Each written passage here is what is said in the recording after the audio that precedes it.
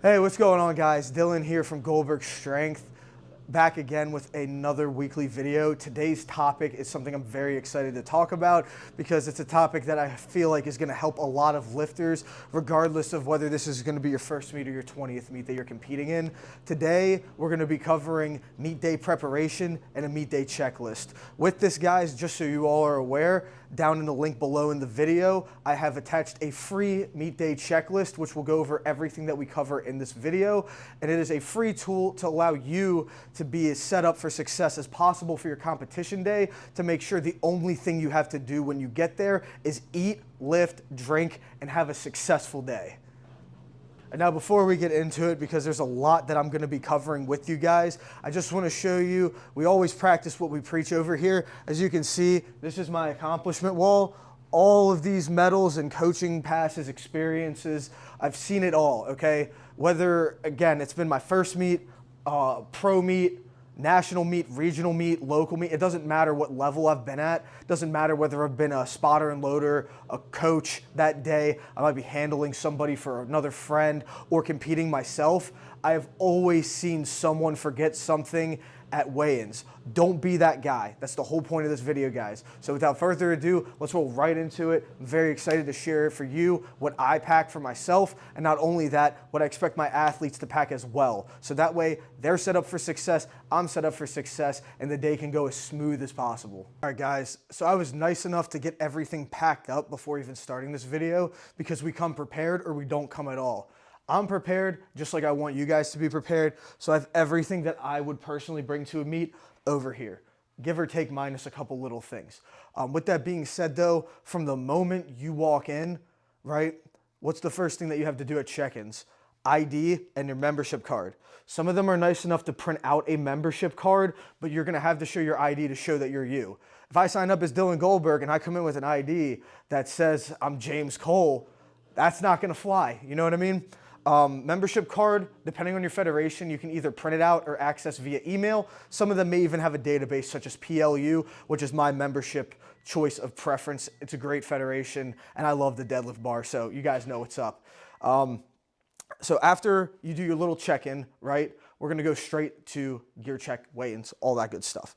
Now the gear that you need to bring, we're gonna start off with your actual lifting gear, right? So powerlifting, as you all know, and maybe some of you don't because you're new to this sport, you have to wear a singlet. I got a really nice one, okay? I didn't start off with this though. We went through the Gucci era. If you know, you know. But singlet is an absolute must to compete, all right? So we got that. We'll lay it down.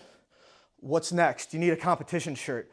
Even though I own and represent Goldberg Strength, coaches have coaches, right? My coach, I've been with him for 6 years. He's the man. His name's Aaron King. He runs Convicted Strength. If you don't work with me, work with him. He will get you right. But as a good athlete always would, out of reverence for my coach, we represent our coach. You get a comp shirt. Meets will give you a shirt to wear if you don't have one. Usually it's just like gonna be like the theme, the venue, the logo, whatever, something like that. Highly recommend if you have a coach, wear their comp shirt out of reverence for them. You're an extension of your coach when you're out there. And even if you coach yourself, remember, takes years to build a reputation, takes seconds to destroy a reputation. So what else do we need? Socks. You're gonna have to wear regular socks when you squat and bench. You can also wear your deadlift socks, but just not have them touch your knee sleeves. These are my deadlift socks. Again, Convicted Strength, ran by Aaron. Amazing coach, love my man. So we'll put those down there. So those are a few mandatory things you have to wear. And that's what I call like your skin. That's your jersey, uniform, yada, yada. You can wear tighty whities if you want, or if you're a girl, wear panties. Me personally, you don't see anything because we're rocking like that, all right? If you know, you know. Next, we're gonna get into footwear because obviously you can't go out there lifting in slides, lifting in socks. So my preference, keep in mind, I squat in flats. If you have squat shoes, this would be where it's applicable for you. We got our white toes. Love these. They're like notorious lifts. I mean, I'm going to be real. They're all like fucking Chinese water shoes. So at the end of the day, buy the brand you like, buy the design you like. For me, black on white, white on black, whatever you call it, boom. So now our entire uniform's laid out. This is my skin basically when I'm out there in competition, representing my coach, representing myself and my brand. All right, guys, so you see we got our skin laid out here, aka our uniform, singlet, shirt, socks, shoes, underwear if applicable. So this is just what you're gonna be wearing, right? Obviously, a lot goes into meet day, and I know it sounds ridiculous bringing up the uniform, but literally at the pro meet that I competed at, even though I was in the amateur session, I saw at least 3 people who didn't have deadlift socks. Boom, taken care of. Don't forget them. Don't be that guy. You will look stupid. I'm not here to judge though, I'm here to help. That's why we got this going. So next, we're gonna have to get into gear check, right? Before that, I forgot about alternative footwear. I love wearing my slippers or my slides, okay? I've been like that since I played basketball in like middle school, high school. I'm gonna be like that forever. That's just an athlete in me.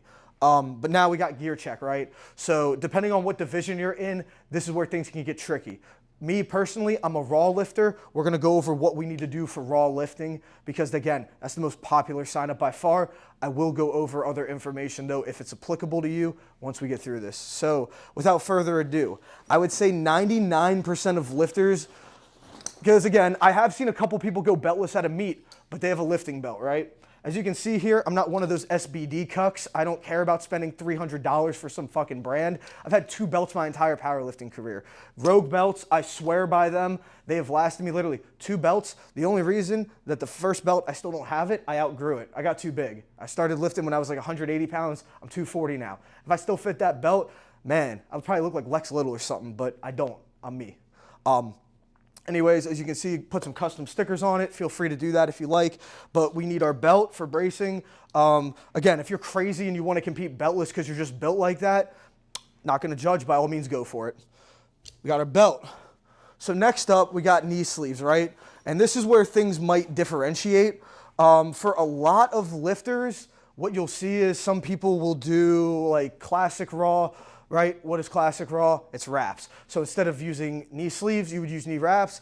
And then let's say single ply, multiply, just to knock it out of the way, you'd be using maybe your briefs, any bench shirts, squat briefs, squat suits, deadlift suits, etc. Again, usually the people that do this are more seasoned lifters and aren't gonna forget their stuff though. But you never know. Anyways, I like to bring 2 pairs of knee sleeves. Why? What if something doesn't get approved? What if something goes wrong? As you've seen with the IPF recently, ban, unban, ban, unban. Who has time to keep up with all that BS? You get yourself 2 solid pairs of knee sleeves, right? I've had these for 6 years by Stronghouse, okay? These knee sleeves literally outlive the business. That's how fucking good these are. Over here, I got my SBDs that were gifted to me by my boy. And I'm gonna be real with you guys. These, like, they're not like the freaking super hard neoprene ones, but they're tight. So instead of stiff sleeves, to go on like a little tangent, I believe in just getting regular sleeves but tighter, because why are you gonna buy shit to lift the weight for you? Get stronger. Like, get fucking stronger, seriously. I don't wanna hear about, oh, well, these sleeves are so tight I can't take them off. Well, you're probably not strong enough to lift the weight, but I digress. So we got our good sleeves, backup sleeves just in case shit hits the fan. Always come prepared, because again, let's say my knee sleeve's busted, well, I have a second pair, I'm fine. I'm fine, and that's the whole point of this. Moving on. One of the final components for gear checks is gonna be wrist wraps. And again, I've had these for like also 6 years, Stronghouse Savages. You can't even buy them anymore. Why? They don't exist, but I got them. Get yourself a nice pair of wrist wraps though that can support your needs. Real quick, just to show you, I got the shorter ones. Some people like the really long ones. I think that this is the best size for me personally. I don't know, this works for me, and it gets the job done, but boom. So now we've covered most of the major gear that we need, right? We got our belt, our knee sleeves, our wrist wraps checked. We got our outfit, we got our shoes, tighty whities, our ID's good, our membership's approved. So boom, next, we're gonna go to the weigh-in process, right? What's gonna happen after you go through and get all of this stuff checked off? All right, good. Your gear's good to go. You need to put in your openers in kilograms. I'm sure a lot of you guys have seen that video of the guy who had the 463 bench. He really wanted to open with 210, but he said 210 kilos. I digress. My point is though, guys, come prepared with your openers. If you don't have a coach, do your research. I will be making future content on how to do attempt selection as well. So that way, just again, if you don't have a coach and maybe you don't have the money for it, but you want to know how to do well in a meet, the tools are there for you to succeed. But you're going to put in your openers for squat, bench, and deadlift. After that, you'll go through your weigh-ins and you'll be taken care of. Now, Is that everything that we need for a meet? No, that's just what we have to wear. That's just our supportive equipment. There's a lot more that goes into competing than just, oh, let me bring my singlet, my socks, and my stuff. We'll go on. This is not lifting in the gym. Since I've started coaching, since I've been competing, I always tell my friends, I don't care about your gym lift. Why?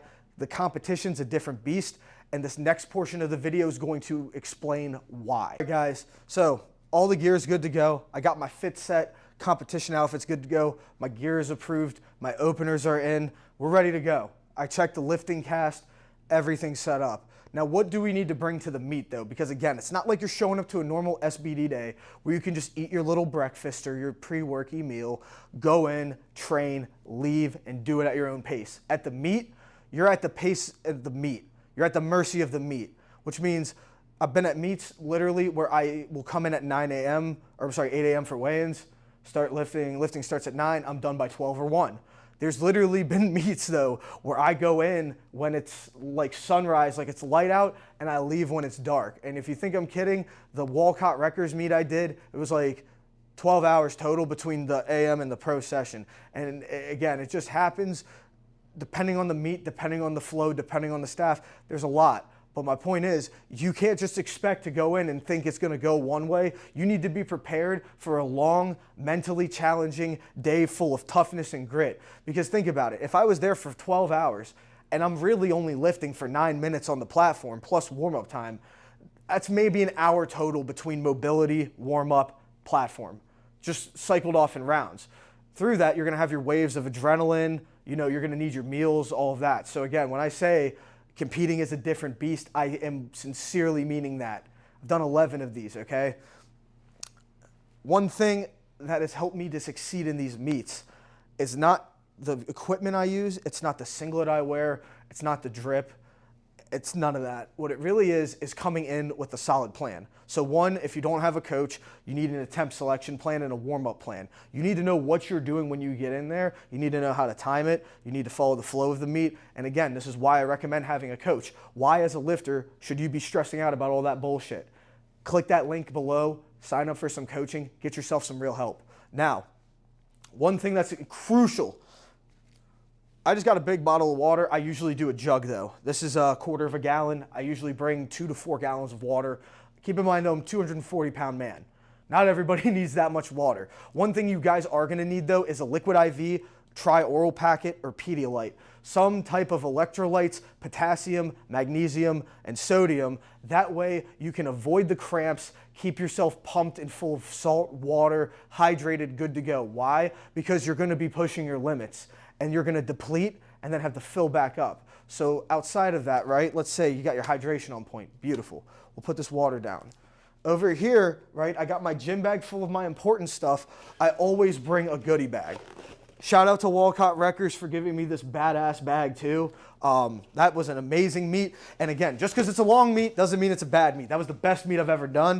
It was the most fun I've ever had. So, Tupperware. What's in the Tupperware, you might ask?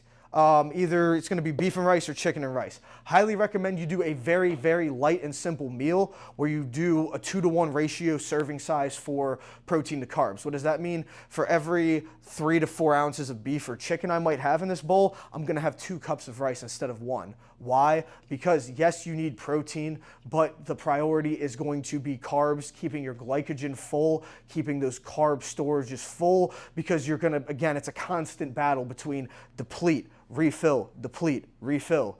So nutrition on meet day, huge. This goes beyond just bringing your stuff for gear check, because you can bring all your stuff, but again, preparation goes beyond that. It goes into what you're eating, what you're drinking, what your mentality is, how did you sleep the night before. These are all things that can make or break your meet.